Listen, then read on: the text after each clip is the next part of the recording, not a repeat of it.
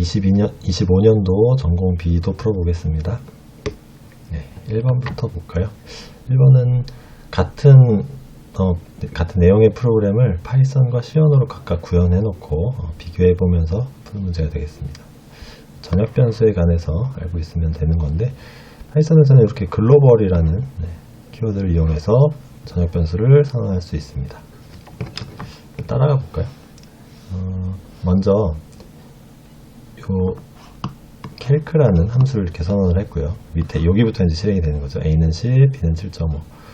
여기까지 됐고, 이제 calc가 호출이 됩니다. 그래서 a는 10으로 호출이 됐을 거니까 이 p 값으로 10이 전달이 됐겠죠. 그 다음에 a는 a 플러스 p 이렇게 계산이 되는데, 이 a는 지금 글로벌 a라고 선언을 했으니까 여기에 있는 a를 가져오게 됩니다. 그래서 10 가져와서 p를 더하니까 a는 20이 됐죠. 자, 그 다음에 b는 p를 4로 나눴는데 b가 지금 원래는 7.5였잖아요. 근데 여기서 말하는 이 b는 지역 변수예요. 이 함수, calc라는 함수 안에서 선언된 지역 변수입니다. 글로벌이 붙은 a와는 다른 거죠. 그래서 p가 10인데 4로 나눴으니까 b는 2.5가 계산이 될 거고요. 그 다음에 print ab 두 개를 인쇄를 하니까 프린트를 하니까 20, 그 다음에 2.5 이렇게 두 개가 프린트가 되겠죠. 그 다음에 두 개를 곱합니다. a와 b를 두 개 곱하면 20과 2.5니까 50이 계산이 돼서 여기 c 값으로 50이 리턴이 됩니다. 그래서 이제 밑에서 c도 프린트를 하고 있죠.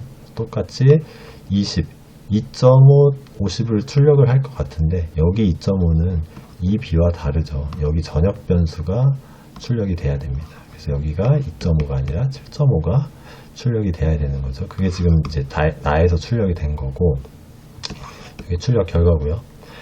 문제 보겠습니다. 다 프로그램의 출력 결과가 이제 C 언어죠. 요게 문제인데, 나와 동일하도록 이렇게 출력이 되면 되겠습니다. 기억에 뭐가 들어가야 되냐? C 언어도 한번 따라가 보겠습니다. 메인 함수부터 보면은 A를 10, B를 7.5, 그 다음에 calc를 호출하는데 똑같죠. 여기 파이썬 호출했던 거랑 똑같습니다. 이제 프린트F 하기 전에 먼저 calc로 들어가죠. 마찬가지로 여기 10이 전달이 됐고요. 기억이 뭔지 모르겠지만 일단 넘어가 볼게요. A는 A 플러스 P라고 했는데 이 P는 10이 지금 들어가 있고요. A는 여기 지금 위에서 따로 선언한 게 만약에 없다 그러면 이 전역 변수 A를 그대로 가져오겠죠. 그래서 A는 예를 들어서 지금 원래 10이었는데 이렇게 20 이렇게 계산이 될 겁니다. 기억에 만약에 A에 대해서 뭔가 언급이 없다면 그냥 20이 될 겁니다. 그 다음에 B를 계산해 보면 P가 이제 10으로 전달이 되는데 이걸 플롯형으로 형변환을 해주고요. 그 다음에 4로 나누면 2.5가 계산이 되죠. 그렇게 출력을 하니까 20, 2.5 여기 이제 첫 번째 줄은 이제 똑같이 출력이 되는 거죠.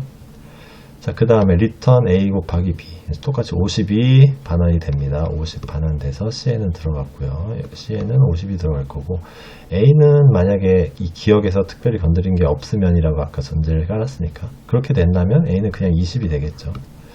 B를 보면 지금 문제가 동일한 결과가 나오도록 해야 되잖아요. 그래서 이 두 개는 빼고 B만 보면 될 것 같아요. B가 이제 7.5인데 여기선 7.5인데요. 근데 여기 7.5가 이제 출력이 돼야 되는 거잖아요. 그러면은 여기 아까 이 calc 함수 안에서 B를 2.5로 바꾼 요 과정이 삭제가 삭제가 된다고 하면 좀 이상하고 무시가 되어야죠. 그래야 7.5가 찍힐 거잖아요. 7.5. 무시되는 방법은 아까 파이썬에서 A는 전역 변수였고 B는 이 글로벌이 안 붙었으니까 지역 변수였는데 마찬가지로 이 B가 지역 변수여야 되는 거죠. 근데 플롯 B가 여기 지금 전역 변수로 이미 선언이 됐어요. B는 전역 변수예요. 그렇다면 이 B는 얘를 참조하면 안 되고 별도의 B가 여기 따로 존재를 해야 되는 거죠. 이 함수 안에서. 그렇다면 기억에 지역 변수로 선언을 해줄 수밖에 없게 됩니다. 그래야만 이 B와 이 B가 따로따로 움직일 수 있는 거죠. 그래서 플로트 B 이렇게 선언을 해주면은 이제 여기서 지역 변수로 동작을 할 수가 있게 되는 거죠.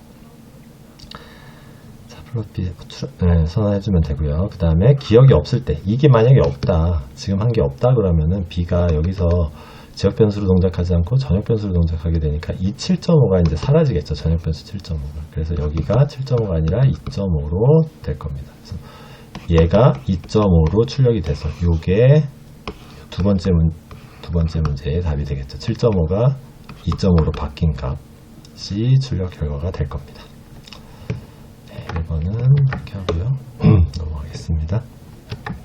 2번입니다. 자, 그 레이드 기술이 나왔는데 이것도 뭐 운영체제 체계 전공책 시계책 뭐 시계책이라고 해서 공룡책도 있죠. 버전에 따라서 좀 다른데 그 책에 보면은 레이드 설명이 되어 있는데 그동안 출제가 많이 뭐 거의 안 돼 있다 보니까 읽지 않고 넘어가셨으면은 약간 당황스러웠을 수도 있을 것 같아요. 읽어보면 그렇게 어려운 내용은 아닙니다. 데이터가 있으면 디스크에다가 분산을 하는데 A라는 어떤 데이터를 여기도 저장하고 여기도 저장하고 여기도 이렇게 나눠서 저장을 하는 거죠. 나눠서 저장한다면 이거의 페리티 값을 여기 저장을 해서 이 4개를 다 합쳐보면 어떤 특정한 페리티 값이 나와야지 오류가 없다고 우리가 인식을 한다. 네, 이게 기본적인 아이디어가 되겠습니다. 그래서 뭐 이거 보시면은 특별한 어려움은 없을 것 같아서 그냥 문제 바로 풀어볼게요. A1, 2, 3이 각각 데이터가 이렇게 된대요. 그러면은 이 3개의 데이터와 PA를 다 합쳤을 때 그때 어떤 특정한 페리티 값이 나와야 되는 거죠. 여기서는 지금 짝수 페리티를 구성한다고 그랬으니까 짝수가 나오면 됩니다. 하나씩 계산해 보겠습니다. 101 여기 001이죠. 001 그 다음에 100 100 그 다음에 011 011 그 다음에 001 그 다음에 110 글씨 크기를 제가 좀 예쁘게 적지를 못했네요. 이렇게 3개씩 끊어 보겠습니다. 분명히 좋게 이렇게. 그래서 이거를 XO 해서 그 짝수 페리티를 만든다고 그랬으니까 자릿수별로 그냥 XO 해서 짝수 맞추면 돼요. 그래서 1, 1, 2개니까 짝수가 이미 됐죠. 그래서 더 이상 있으면 안 됩니다. 0이어야 짝수가 맞는 거죠. 그래서 000이니까 0. 2개니까 그대로 0. 001 하나니까 하나를 넣어야 짝수를 맞출 수 있죠. 011 그러니까 0이면 되고요. 110 이미 2개니까 그냥 0 하면 되겠습니다. 그래서 000 1002 이 첫 번째 문제의 답이 되겠고요. 두 번째 복구할 때도 똑같습니다. 이걸 했더니 짝수가 안 맞는 상황이 지금 오류가 난 상황이잖아요. 짝수로 맞춰주면 됩니다. C1, PC, C3 볼까요? C1, PC, C3죠. 그럼 이제 C2까지 합쳤을 때 짝수를 맞춰주면 돼요. 똑같습니다. 써보겠습니다. 00001, 000, 001, 그 다음에 110, 그 다음에 001, 그 다음에 010, 그 다음에 111. 이렇게 해서 얘들 이렇게 좀 잘라볼까요? XO 해서 짝수로 맞춰주면 되는 거예요. 기존에 어떻게 틀렸는지는 뭐 중요하지 않습니다. 오류 났으니까 그 오류 난 값은 버리고 제대로 들어간 값을 계산하면 되는 거죠. 짝수 맞춰야 되니까 1, 이미 2개니까 0, 없으니까 얘도 0, 하나니까 짝수로 맞춰줘야죠. 얘도 짝수로 맞춰주고, 그 다음에 홀수니까 111, 얘도 짝수로 맞춰주면 100, 111이 복구된 값이 되겠습니다. 네, 이 정도 하고 3번 넘어가겠습니다. 교과 교육론 문제인데 여기 지금 뭐 기억부터 쭉 비읍까지 교사가 읽고 있는데 마지막에 두 분 말씀 중에는 적절하지 않은 부분이 있어요. 그러니까 틀린 거 고치라는 문제입니다. 네, 객관식 문제랑 거의 유사한데 서술형이니까 어떻게 틀렸는지까지 설명하라고 되어 있네요. 틀린 거 찾아내는 문제가 되겠습니다. 기억부터 보면 정보교과 내에 정보 과목만 있어요. 중학교에는 그렇죠. 그 다음에 니은 공통교육과정과 선택중심 교육과정으로 구분된다. 네, 이것도 맞습니다. 교육과정 보면은 공통이랑 선택이랑 이렇게 크게 표지 나와 있는 걸 보셨을 수 있을 것 같아요. 다음 디귿 고등학교는 2022 개정교육과정에서 정보교과가 만들어졌잖아요. 네. 2015까지는 정보교과가 없었죠. 교과군이 없었는데 기술교과에 포함이 되어 있었는데 이번에 만들어졌고요. 를 보면은 2015 개정교육과정에서 고등학교 정보는 어느 교과에도 속하지 않았죠. 네, 이게 잘못됐죠. 정보교과가 없었던 건 맞지만 기술과정 교과에 정보 과목이 들어가 있었던 거죠. 어느 교과에도 속하지 않았다는 것은 잘못됐다고 할 수 있고요. 리을입니다. 리을은 기술과정 교과에 속했다. 이렇게 고쳐야 되고, 미음은 볼까요? 2022 고등학교 선택중심 교육과정에는 교과가 없지만 5개의 선택 과목이 있죠. 5개의 선택 과목이 있는 건 맞는데 교과가 없다. 이게 잘못됐죠. 기술과정, 정보, 교과군이 존재합니다. 미음. 교과가 있고요. 5개 선택 과목은 정보, 인공지능 기초, 데이터 과학, 그 다음에 소프트웨어 생활, 그 다음에 정보 과학, 이렇게 5개 선택 과목이 존재합니다. 뒷부분은 맞는 거고요. 교과가 없다는 말이 잘못됐습니다. 4번 보겠습니다. 정보과학 문제가 나왔는데, 선택 과목 방금도 말씀드렸지만 선택 과목이 5개가 있죠. 고등학교에. 그래서 5개 과목 중에 제일 마지막 순서기도 하고, 그래서 약간 중요도를 낮게 보시고 공부를 안 했다 하는 선생님들도 꽤 계셨던 것 같아요. 근데 사실 뭔가 중요하지 않은 것 같다, 중요도가 떨어진다 해서 공부를 하지 않고 넘어가는 것은 굉장히 위험한 선택인 것 같아요. 이번 시험에서 그거를 특히 확인할 수 있었던 것 같습니다. 저의 기억을 좀 되살려보면, 저 같은 경우는 2015 개정 교육과정으로 시험을 봤는데, 이때 정보과학이 전문교과 1이었거든요. 전문교과 1이었는데, 그때 저도 시험에 나올 가능성은 그렇게 높지는 않은데, 그래도 보기는 해야겠다 해서 봤던 기억이 납니다. 그래서 이거 봤었고, 전문교과 2도 있어요, 그때는. 2015 개정 교육과정 공부할 때는. 전문교과 2가 있는데, 그때 특성화 고등학교 과목들이잖아요.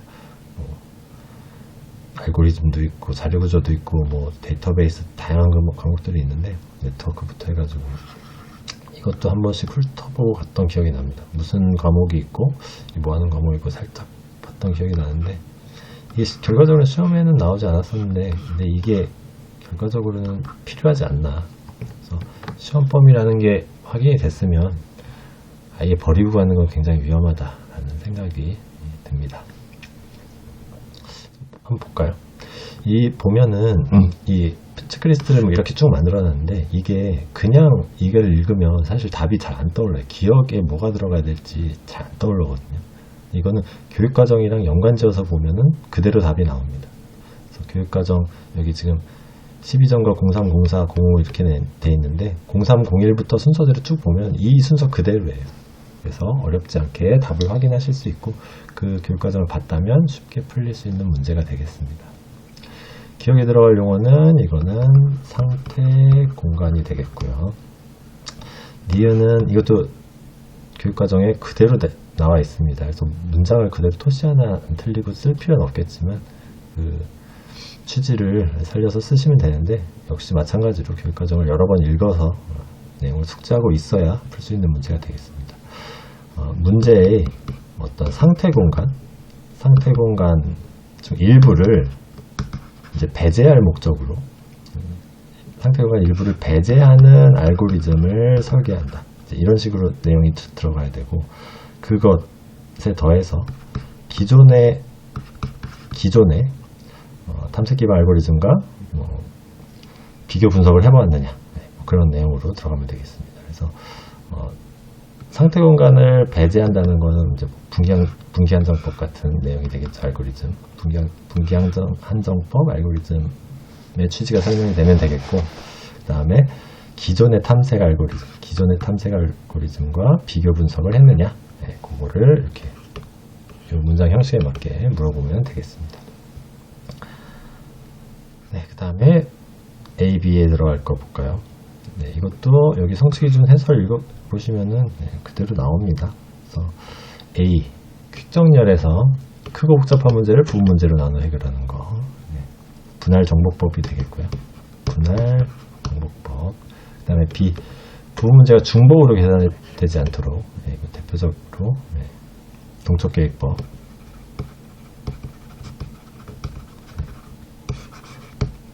이번에 뭐 시험 문제에도 나왔지만 동적계획법은 뭐 너무 중요해서 교육과정의 용어에서도 잊으면 안 되겠습니다. 분할정복법, 동적계획법. A, B 적어주시면 되겠습니다. 하고 넘어가겠습니다. 5번입니다. 또 교과 교육론 문제인데요. 학생 답안 예시가 파이썬으로 되어 있는데 파이썬 문법도 참 이번에 모르면 곤란했을 상황이 많은 것 같아요. 여기 지금 반복문하는데 1에서 10 이렇게 되어 있으면 이게 10번 반복하는 게 아니라 10 바로 이전 거 9까지만 반복하는 거잖아요. 이런 거 모르면 사실 엉뚱한 피드백을 줄 수도 있어서 조금 함정이 될 수도 있었겠네요. 자, 볼까요? 자, 기억에 들어갈 용어를 평가의 방향에 근거해 써라. 기억. 이것도 마찬가지로 여기 지금 평가의 방향이라고 돼 있잖아요. 그래서 교육과정의 평가의 방향, 이제 내용 체계 말고 뒤쪽에 제일 뒤에 보면 이제 평가에 대해서 며칠 나온 부분이 있으니까 거기도 읽어보시면 되겠습니다. 그래서 거기 뭐라고 적혀 있냐면 구체적인 평가 루브릭, 이거를 구체적인 평가 루브릭을 학생들과 함께 구성을 해보라고 되어 있어요. 학생들과 함께. 그래서 교육과정 여러 번 읽어서 이 내용이 떠올라야 쓸 수 있는 문제가 되겠습니다. 자, 그 다음에 A, B에 들어갈 내용 보면은 여기 선생님은 2점, A 학생은 2점, B 학생은 1점 줬다고 되어 있네요. A 학생부터 볼까요?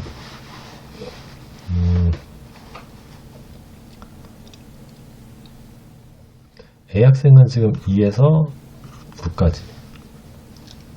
이것도 뭐 잘못됐고 9까지 하면 안 되죠. 10까지 해야죠. 하나 적게, 하나 적은 값까지 반복이 되니까 1에서 9가 아니라 1에서 10까지.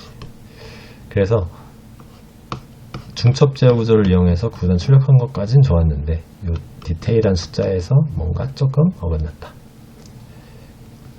자, 그 다음에 B 학생을 보면은 1에서 10, 요 숫자 범위는 잘 줬어요. 근데 구구단 출력을 이렇게 중첩 제어 구조를 쓰지 않고 그냥 단순 제어 구조를 9번 반복하는 식으로 했죠. 그래서 이거는 중첩 제어 구조를 학습 목표인 중첩 제어 구조를 활용하지 않았으니까 잘못했다고 할 수 있겠습니다. 여기 선생님들 대화를 좀 볼까요? B 학생은 오히려 자신이 답안을 작성했다고 생각할 것 같아요. B 학생에게 어떤 피드백을 줄지 또 생각을 해봐야 되겠습니다. 그래서 여기서 이 단원의 중요한 학습 목표는 중첩 제어 구조잖아요. 그래서 중첩 제어 구조를 적용한 A 학생에게는 이제 2점을 줄 수가 있겠고요. 그 다음에 결과는 제대로 나왔지만 중첩 제어 구조를 활용하지 않은 이 학생에게는 1점을 줄 수 있겠습니다. 그래서 그거를 토대로 적으면 되는데 A는 그러면은 중첩 제어 구조를 활용했다는 말이 들어가면 되겠고요. 그 다음에 2에서 9단까지를 모두 출력하지 못했다. 요 밑에 있죠. 모두 출력하지 못한 거. 이렇게 조합해서 문장을 만들면 되겠습니다. 그 다음에 B의 1접짜리 내용 같은 경우에는 중첩 제어 구조를 활용하지 않았는데 2에서 9단까지를 모두 출력한 거. 그때는 이제 B 이렇게 넣으면 되겠습니다. 네, 5번은 그렇게 하고 이제 피드백 이거를 고려해서 피드백 디귿을 서술해라. 피드백 디귿. 네, 어떤 피드백을 줄 거냐? B 학생 이거죠. 중첩 제어 구조 쓰라고 하면 될 것 같아요. 이거 중첩 제어 구조를 사용해서 프로그래밍을 해라 라는 내용이면은 뭐 크게 무리는 없어 보입니다. 네, 여기 2점 1점 A, B 작성하는 거는 예전에 몇 년도인지는 기억이 안 나는데 예전에 2020년 이전이었나 그랬던 것 같아요. 꽤 오래 전인데 그때 이런 거의 유사한 문제가 나왔었던 걸로 기억을 하고, 그 다음에 이거는 평가의 방향, 이거는 교육과정에서 교육과정 공부해야만 쓸 수 있는 문제였던 것 같습니다. 네, 6번 보겠습니다. 이 문제가 좀 너무 지금 길고, 그래서 이거 같이 다 읽지는 않을 거고, 문제 읽는 과정은 영상 잠시 멈추시고 문제 읽고 오시는 걸 추천을 드리고요. 문제 바로 풀겠습니다. add 루틴의 첫 번째 마이크로 명령어에서 간접 사이클 루틴 호출이 발생한 경우, 자, 여기죠. add 여기 첫 번째 줄에서 간접 사이클이 발생을 했을 때 이제 여기로 갑니다. 그때 이제 갔다가 복귀를 해야 되는데 이제 복귀 주소가 어떻게 되느냐는 거예요. 그래서 0번째 줄을 수행했으니까 그 다음 줄로 가야 되잖아요. 그래서 1번으로 복귀하면 됩니다. 여기는 1이 들어가면 되는 거예요. 10진수로 1. 요 주소값이죠. 얘는 지금 1, 2, 4, 8, 16, 32, 32니까 두 개 더하면 36이잖아요. 여기로 가라는 명령이잖아요. 36으로 가라. 그리고 복귀할 때는 여기로 복귀하는데 0번째 줄의 다음 줄이니까 1로 복귀해라. 이렇게 하면 되겠습니다. 1이 되겠고요. 다음 줄 기억의 조건 C를 써라. 기억의 조건 여기인데 C를 쓰고 그 다음에 B는 10진수로 뭐 어떻게 자, 문제를 보면 여기 볼까요? 44, 45번지에 조건 C가 만족할 때 40으로 가라 그랬습니다. 조건 C가 만족할 때 40으로 점프를 해라. 이 내용이죠. 40을 보면 인터럽트 사이클 루틴입니다. 자, 이걸 보면은 어떤 조건을 물어보고 그럴 조건에 맞을 때 인터럽트 사이클 루틴으로 가라. 그러면 지금 여기죠. 뭔가 물어본 다음에 맞으면 얘면 인터럽트 실행 준비를 하래요. 그래서 이 과정이라고 볼 수 있겠습니다. 여기 물어보는 게 지금 여기가 되는 거죠. 그래서 이 C에 들어갈 말은 그냥 적당히 그냥 말로 쓰면 될 것 같아요. 여기서 인터럽트가 발생했냐 이렇게 물어보고 있으니까 인터럽트 발생했는가 네, 뭐 이 정도 쓰면 되겠습니다. 그래서 기억의 조건은 그렇게 쓰면 되고요.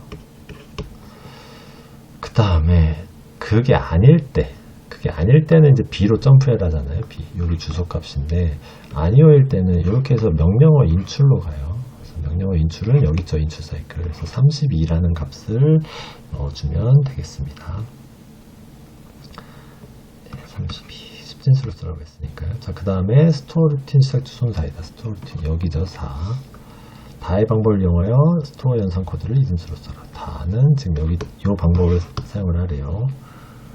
스토어 연산 코드를 2진수로 써라. 여기 보면 마이크로 명령어죠. 하위 6비트는 루틴 주소래요. 그래서 6자리로 들어가게 되는데 그 시작 주소가 4입니다. 4. 그러면은 얘가 4가 어떻게 들어가냐면 2진수로 4 바꾸면 여기가 1, 2, 4, 8, 16 이렇게 되는 거잖아요. 32, 4 여기에만 비트가 셋이 되면 되는 거죠. 여기가 1 앞에 뒤에 두 개는 0이고 나머지 건 다 0 넣으면은 이게 이제 4가 되는 거죠.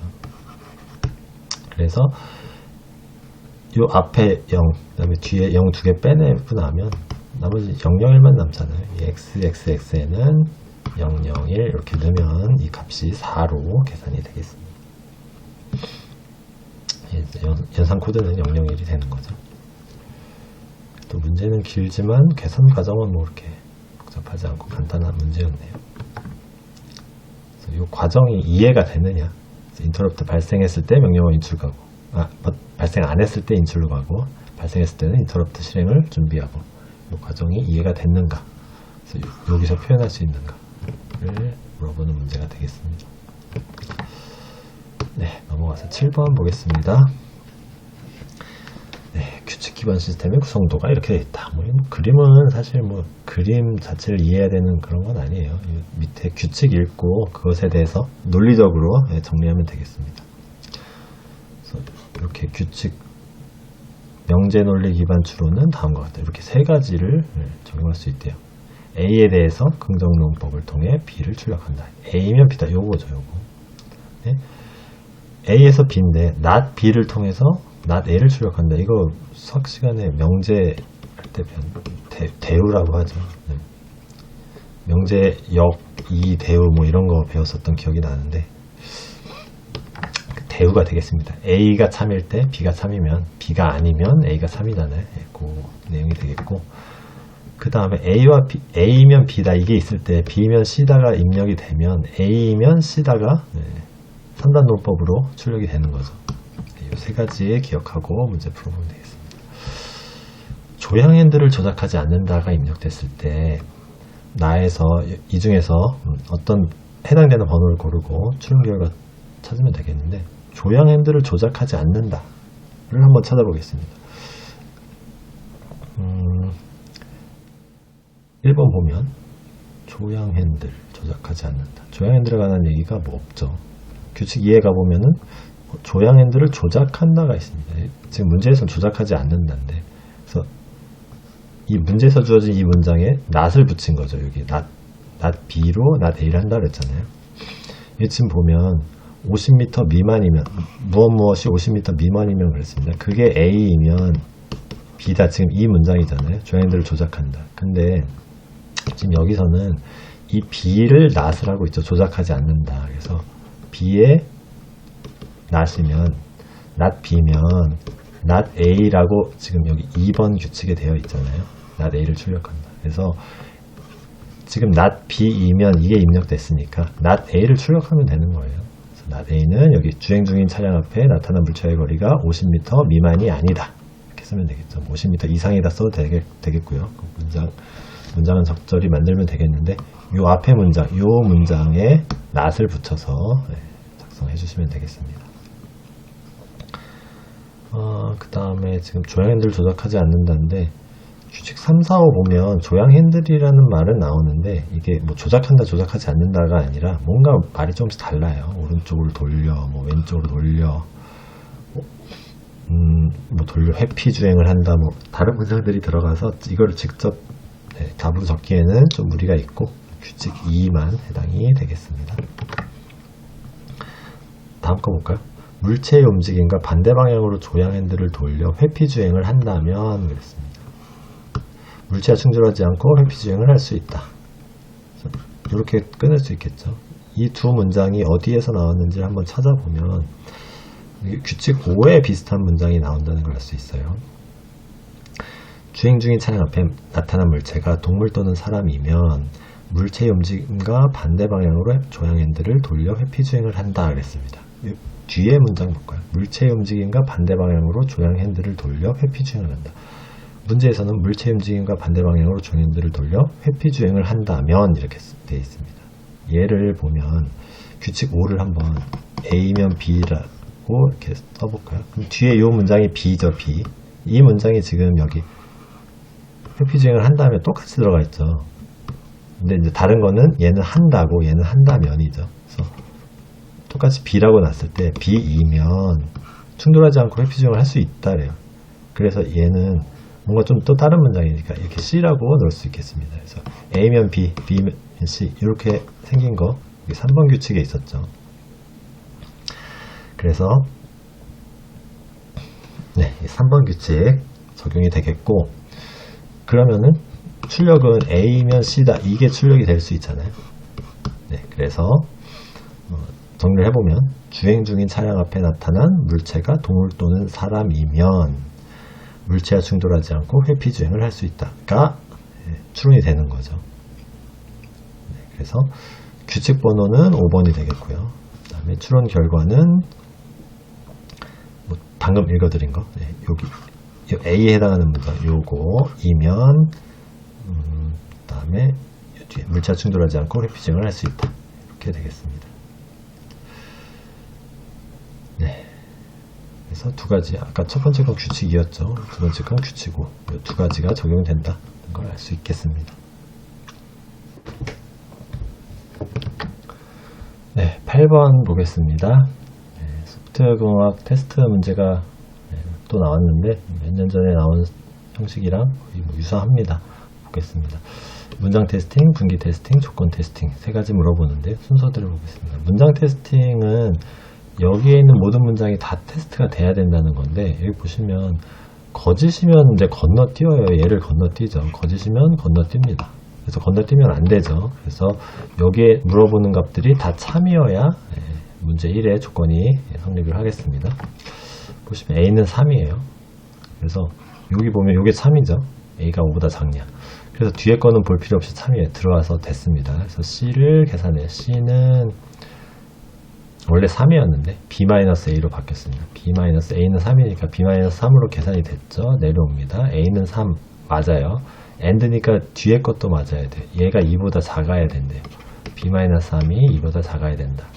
계산해보면 B는 5보다 작아야 됩니다. 일단 그 다음 내려오는데 C에다가 1을 더하래요. C는 지금 B-3이죠. 여기다 1을 더하면 C는 B-2가 되겠죠. B-2가 됩니다. 그 다음에 출력을 하는데 출력한 결과가 지금 -2예요. -2. 그럼 B는 0이어야죠. 0이어야 이 결과가 나올 겁니다. B는 0이 되고 아까 우리가 계산한 조건이 맞죠. 5보다 작아야 된다고 했으니까 이 조건도 맞아서 괜찮습니다. 그래서 B는 0이다. 이렇게 되면 이 모든 문장을 다 통과했다 라고 할 수 있겠습니다. 여기 되고요. 그 다음에 테스트 케이스 1, 2를 적용하여 분기 테스팅을 만족할 수 있도록 했습니다. 분기 테스팅은 각 분기점에서 참인 경우와 거짓인 경우를 모두 검사할 수 있도록 테스트 케이스를 만들어 테스트하는 것이다 그랬습니다. 그래서 지금 두 번 물어봤는데 두 번 물어볼 때 참과 거짓이 다 테스트가 돼야 돼요. 여기 참과 거짓, 이 밑에서도 참과 거짓 다 들어가야 됩니다. 아까는 참인 경우만 들어가면 됐었잖아요. 지금은 거짓도 한 번씩은 가봐야 된다. 보겠습니다. 자, 그러면은 먼저 여기가 0으로 확정이 된 거죠. 그럼 이 3, 0, A가 3, B가 0 요거 가지고 한번 먼저 테스트를 해볼게요. A가 3이면 여기는 지금 참이죠. 뒤에 거 볼 필요 없이 참입니다. 그래서 여기 들어왔죠 지금. 자, 이렇게 하고 C는 B-A니까 마이너스 3 계산이 됐죠. 내려와서 A는 3이냐? 맞죠, 참이죠. 그 다음에 C가 2보다 작냐? 맞죠, 역시 마찬가지로 참입니다. 그래서 참 내려와서 여기서 계산을 해서 C는 마이너스 2, C가 출력되고 끝난 거죠. 그래서 참이 지금 계산이 됐죠. 1번 테스트 케이스로. 그럼 이 참과 거짓을 모두 테스트하려면 이 테스트 케이스가 이제 한 개밖에 안 남았어요. 그러니까 여기서 거짓으로 가야 다 통과가 되는 거죠. 그래서 이 2번 테스트 케이스가 거짓이 돼야 됩니다. 그래서 보면 A가 5보다 작냐 물어봤어요. 지금 2번 테스트 케이스를 했다고 가정을 하고 A는 아직 뭔지 모르죠. 그 다음 B가 마이너스 1입니다. 그러면은 얘가 지금 마이너스 1이니까 거짓이잖아요. 그래서 이 A가 5보다 작냐도 거짓이어야 돼요. 그래야지 거짓으로 갈 수가 있죠. 얘가 거짓이니까 얘도 거짓이어야지 이 전체 결과가 거짓이 될 겁니다. 그래서 A가 5보다 작으면 안 되고 5보다 크거나 같으면 되겠습니다. 일단 조건 여기서는 그렇게 나왔고요. 그다음 내려갑니다. 거짓으로 해서 이제 내려갔다고 쳐요. C는 여전히 3이죠. A가 3이냐? 뭐 아직 모르겠지만 그 다음에 C가 2보다 작냐? C는 지금 3이잖아요. 3. 요 거짓으로 왔으니까 여기를 3이 그대로 남아있는 거죠. 이걸 못했으니까. 이게 거짓이에요. AND니까 거짓이어야 거짓으로 갈 수 있죠. 그래서 A는 3이면 안 됩니다. A는 3이 아니어야 됩니다. 이렇게 하면 이제 넘어가서 C가 3이 출력이 되겠죠. 그래서 조건 여기 두 개 나왔네요. 3이 아니고 A는 5보다 크거나 같아야 된다. 그러니까 A는 5보다 크거나 같으면 3이 아니라는 게 이미 포함이 됐죠. 그래서 얘는 굳이 쓸 필요 없고 A는 5보다 크거나 같으면 되겠습니다. 네, 마지막 조건 테스팅 문제입니다. 1, 2 적용했을 때 조건 테스팅 만족하지 않는데요. 조건 테스팅이 뭐냐 하면 여기서 아까 분기 테스팅에서 좀 더 나아가서 요 각각의 A는 5보다 작다, B는 0보다 크다. 네. 각각의 현상을 다 검사를 해야 됩니다. A는 0, C는 2보다 작다. 이거를 각각을 다 맞는 경우와 안 맞는 경우로 구분을 해야 됩니다. 그럴 때는 이제 경우가 좀 많아지니까 좀 쓰면서 하면 좋을 것 같아요. 우리가 검사해야 될 게 이렇게 4개니까 4개를 한번 써볼까요? A가 5보다 작다. 그 다음에 B가 0보다 크다. 그 다음에 A는 3이다. 그 다음에 C가 2보다 작다. 이렇게 4개를 테스트를 해보겠습니다. 이 4가지가 뭐라고 되냐면 참인 경우와 거짓인 경우를 최소한 한 번씩은 검사해야 된대요. 그래서 참인 경우, 거짓인 경우 검사가 됐느냐 안 됐느냐를 여기다 표시를 해보겠습니다. 볼까요? 1번 테스트부터 볼까요? 1번 테스트 케이스부터 보면 A는 0이었고 얘는 아까 A가 5보다 크거나 같은 거였잖아요. 3, 0일 때 한번 보겠습니다.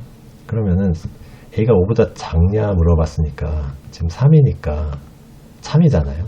참이 테스트가 된 거예요. 그 다음에 B는 0이죠. B는 0보다 크다. 지금 B는 0이니까 거짓이잖아요. B가 0보다 크다가 거짓인 게 테스트가 된 거죠. 자, 이런 방법으로 또 보겠습니다. 지금 3, 0이면 3, 3이니까 넘어와서 C는 마이너스 3 계산됐고 A는 3이죠. 내려옵니다. A는 3이다. 참이죠. 그 다음에 C는 아까 마이너스 3 계산됐는데 C가 2보다 작냐를 물어보잖아요. 참이죠. 그래서 참이 테스트가 됐습니다. 이렇게 해서 테스트 케이스 1이 끝났습니다. 이렇게 4가지 테스트를 했네요. 자, 그 다음에 테스트 케이스 2 보겠습니다. A가 5보다 크거나 같냐 이렇게 이 조건이라고 했는데 뭐 그냥 좀 쉽게 생각하려고 A를 그냥 5라고 생각을 해볼게요. 그냥 A가 5라면 어떨까요? A가 5보다 작냐? 거짓이죠.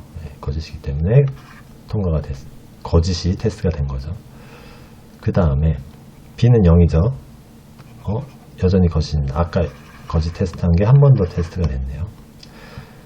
자, 그 다음 A는 3이냐? 지금 A는 5라고 생각을 해봤죠. 5보다 크거나 같은 값. 거짓입니다. 거짓이 테스트가 됐고요. 그 다음에 C가 2보다 작냐? 요거를 물어봐야 되는데 요거를 하기 위해서는 위에 어디로 왔는지를 봐야 될 것 같아요. 원래는 3이었는데 A가 5보다 크거나 얘 거짓이죠. 얘도 마이너스 1이니까 얘도 거짓. 그냥 통과합니다. C는 3이죠. 그래서 얘가 지금 거짓이에요. C가 2보다 작냐가 거짓이 됩니다. 얘가 테스트가 된 거죠. 이렇게 되면 다 하고 났더니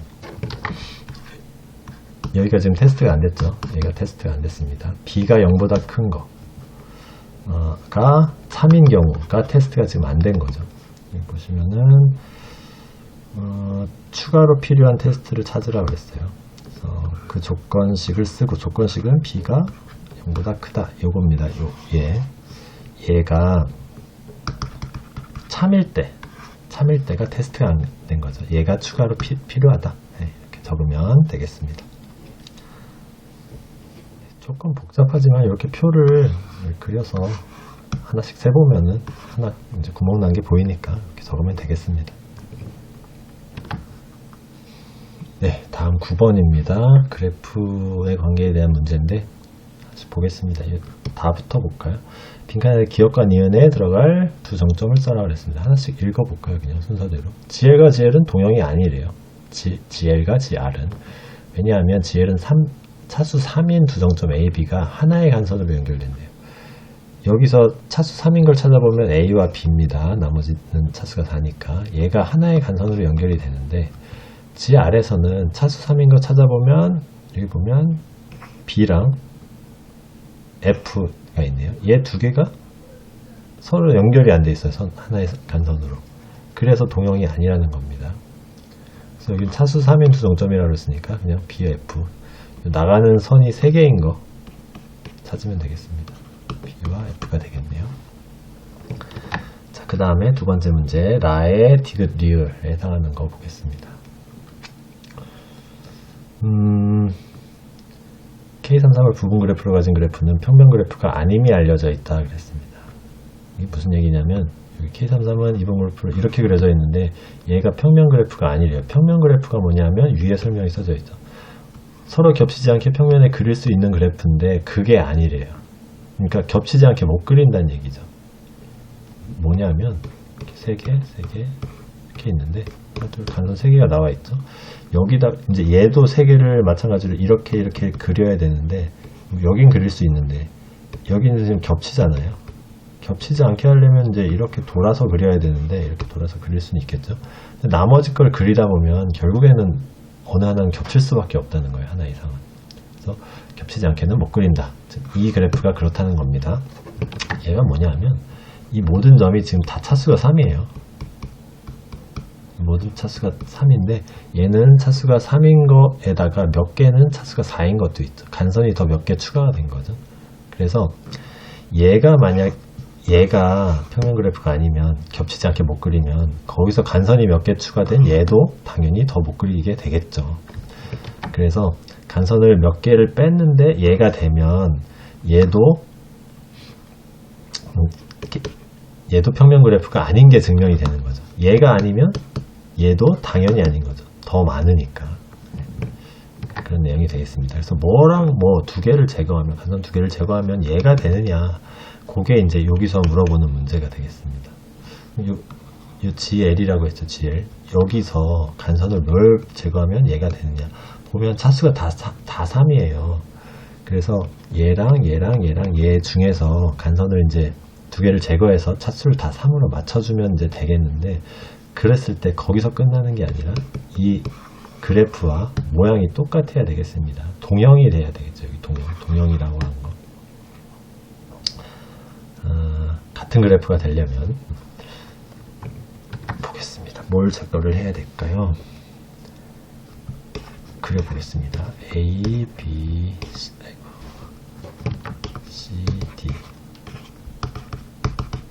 이렇게 생겼고, A와 B에서는 이렇게 3개가 나가고 있죠. 이렇게 3개씩 나간 거고, 나머지 요 밑에 있는 간선들 중에서 2개를 제거한다는 건데, 이게 지금 A와 요 왼쪽과 오른쪽이 약간 대칭처럼 보이잖아요. 그래서 대칭으로 제거를 하면 뭔가 모양이 만들어져요. 제일 먼저 뭐부터 제거를 해볼까요? 여기 2, 6과 2, 12를 한번 제거를 해볼까요? 이렇게 하면 이렇게 남을 겁니다. 얘가 제거된 거죠. 이렇게 하게 되면은 모든 정점이 다 3차가 돼요. 얘 3차랑 같다는 걸 알 수가 있죠. 그러면은 이 26과 21이 답이 되겠는가? 이제 요거를 판단을 하면 되겠습니다. 근데 지금 이 문제에서는 제거하면 이 K33이 된다 그랬잖아요. 얘가 돼야 되는데 얘와 얘가 같은 그래프냐를 보면 되겠습니다. 보면은 얘가 이렇게 3차 선이 3개가 나가는데 얘와 연결되어 있지 않은 요 두 점이 존재하는 거죠. 3개와는 연결이 되고 나머지 2개는 연결이 안 된 겁니다. A를 하나 예를 들어볼까요? 하나, 둘, 셋. 얘랑 연결이 됐죠. 그다음 D와 F, 얘와 연결이 안 돼 있어. 그렇게 되면 된 겁니다. 요 3개가 A, D, F가 된 거죠. 그렇게 봤더니 이 D와 F가 연결이 돼 있네. 이렇게 연결이 돼 있어요. 얘는 D와 F가 연결이 지금 안 돼 있잖아요. 그래서 얘는 지금 K33과 같은 그래프가 아닙니다. 그래서 6과 21은 이 답이 아니라는 걸 알 수가 있죠. 같은 원리로 또 똑같이 해보면 이제 똑같습니다. 이렇게 됐고, 6과 11을 제거했더니 안 돼요. 그럼 이 8과 9를 한번 제거를 해볼까요? 8과 9를 이렇게 제거하면 어떻게 되는 거죠? 네, 이렇게 그래프가 생겼네요. 네, 이렇게 생긴 그래프 다 3차입니다. 다 3차는 맞는데, 그러면 이 그래프와 똑같은 그래프인지 한번 생각을 해보겠습니다. 아까도 얘기했지만 여기 얘를 A로 했을 때 연결되지 않은 두 점이 서로 연결되어 있지 않아야 돼요. 그러면은 얘를 기준으로 볼까요? 하나, 둘, 셋 이렇게 3개가 연결이 됐습니다. 그럼 얘랑 얘가 지금 얘를 A라고 했을 때 얘와 연결되어 있지 않은 두 점인데 얘가 서로 연결이 됐네요. 그럼 마찬가지로 얘도 안 된다는 걸 알 수 있죠. 그럼 지금 문제가 아까 계속 공통적인 문제였잖아요. 얘와 얘가 지금 연결된 게 문제잖아요. 그럼 얘와 연결되어 있지 않은 요 나머지 2개가 서로 연결되어 있지 않아야 된다. 얘와 연결되어 있지 않은 얘와 얘가 연결되어 있지 않으면 되니까 얘를 없애면 되는 거죠. 20을 없애면 되겠다는 것이 보이고 있습니다. 대칭 모양이니까 얘도 마찬가지일 거예요. 해보면은 27과 21을 제거해보면은 이렇게 하고 이제 이렇게 된 거죠. 얘와 얘가 제거된 거죠. 그럼 A와 요 선은 있어야죠. 이렇게 연결은 돼 있고요.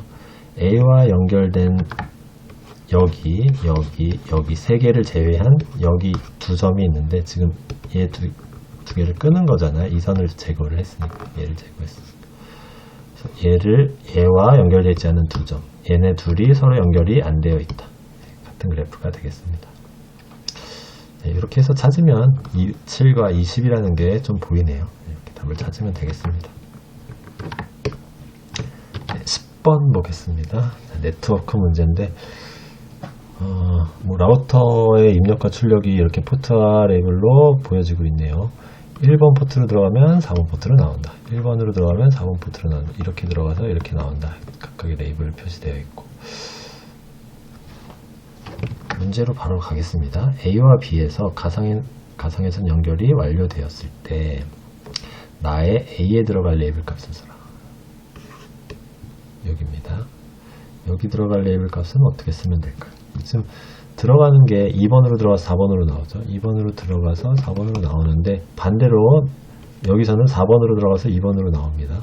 들어갔던 대로 그대로 반대로 나오는 거죠. 대칭 형태죠. 그래서 여기서 나오는 게 30번이 여기랑 들어오는 거니까 30. 여기서 반대입니다. 40번으로 들어간 게 40번으로 들어가서 40번으로 나오면 되겠죠. 레이블 값은 40이 되겠습니다. 다음 거 A에서 B까지 전송되는 패킷이 지나가는 라우터를 순서대로 써라. A에서 B까지 여기서 여기까지 가는데 라우터 원을 먼저 거치죠. 라우터 원에서 보면 1번으로 들어가서 4번으로 나옵니다. 여기가 1번 들어간 거잖아요. 4번으로 나와요. 이쪽으로 갈 수밖에 없는 거죠. 그럼 라우터 4로 가는데 2번으로 들어가서 라우터 4에 2번으로 들어가 여기죠. 그럼 나오는 건 4번 포트가 됩니다. 이렇게 나오겠네요. 그러면은 지나가는 라우터는 두 개죠. R1과 R4 두 개인 걸 알 수가 있겠죠. R1에서 R4로 지나갔다. 있겠습니다. 자, 마지막 문제. A와 B에서 전체 전파 지연 시간을 써라.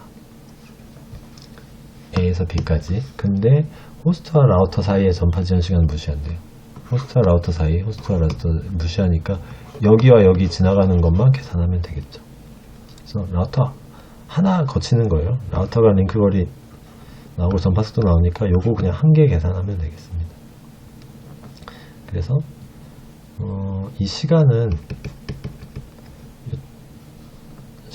거리를 속도로 나누면 되잖아요. 이게 뭐 계산이 기억이 안 나면은 그냥 이 단위 갖고 계산해도 됩니다. 거리 해보면은 1000km. 그 다음 속도는 2 곱하기 10의 8제곱 미터. 그 다음에 퍼세크죠.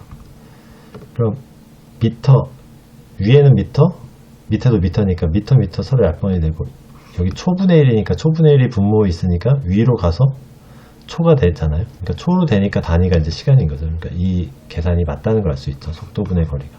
만약에 거리분의 속도였으면 반대로 돼서 시간분의 1이 될 거예요. 그럼 이제 우리가 구하자는 시간이 아니잖아요. 그래서 속도분의 거리인지 확인하려면 이 단위 보시면 되겠습니다. 미터고 킬로미터니까 이 킬로를 없애고 곱하기 1000을 할 수 있겠죠. 10의 세제곱.